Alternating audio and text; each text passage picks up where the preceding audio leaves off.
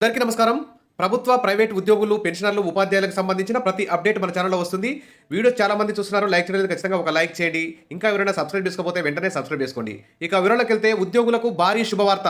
2 తెలుగు రాష్ట్రాల్లోనూ ముఖ్యంగా ఏపీలో అయితే ఉద్యోగులకు సంబంధించి దాదాపు 25,000 కోట్ల బకాయిలైతే ప్రభుత్వం పడింది. మరి ఉద్యోగులందరూ ఆ బకాయిలు ఎప్పుడు పడతాయి?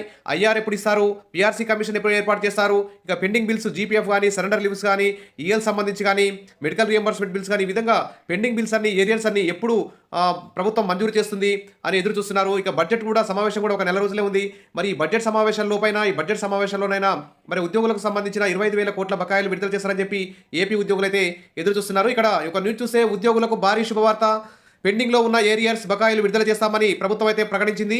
మరి ఈ ఏరియర్స్ను క్లియర్ చేయడానికి చర్యలు తీసుకున్నట్టు అధికారులు అయితే ప్రకటించారు. మరి సంక్రాంతి పండుగకు లాభాలు రావడంతో ఉద్యోగుల బకాయిలు విడుదల చేస్తామని ప్రకటన అయితే చేశారు. మరి ఆంధ్రప్రదేశ్ రోడ్డు రవాణా సంస్థ సంక్రాంతి పండుగ సందర్భంగా బస్సు సేవలను ప్రయాణికులకు అందుబాటులో ఉంచింది. తద్వారా రికార్డు స్థాయిలో ఆదాయాన్ని అయితే తెచ్చిపెట్టింది. గతంలో ఎన్నడూ లేని విధంగా జనవరి నెలలో ఒకరోజు సంస్థకు వచ్చిన ఆదాయం 3 సార్లు 20 కోట్లు దాటిందని ఇక్కడ ఆర్టీసీ అధికారులు అయితే తెలియజేస్తున్నారు. మరి ఆర్టీసీ ఎండీగా పనిచేస్తున్నటువంటి ద్వారకా తిరుమలారావు సోమవారం మరి ఆర్టీసీ బస్ కాంప్లెక్స్ను తనిఖీ చేస్తూ ఈ సందర్భంగా ఆర్టీసీ ఉద్యోగుల సేవలు, వారి పనితీరును, మరి బస్సు సేవలను అయితే పరిశీలించి వారిని కొనియాడారు. ఈ సందర్భంగా సంక్రాంతి ఆదాయాన్ని మరి ఉద్యోగులకు సంక్రాంతికి సంబంధించి వచ్చిన ఆదాయం బాగా వచ్చింది కాబట్టి అందుకు కృషి చేసినటువంటి ఉద్యోగులందరికీ వారి ఏరియాస్ మొత్తం విడుదల చేస్తామని ఇక్కడ ఆర్టీసీ ఎండీ అయితే ప్రకటించారు. ఇక భారీ ఆదాయం సమకూరడంతో ఆదాయాన్ని కార్మికులకు పంచుతామని ఆర్టీసీ ఎండీ ద్వారకా తిరుమలరావు ప్రకటించారు.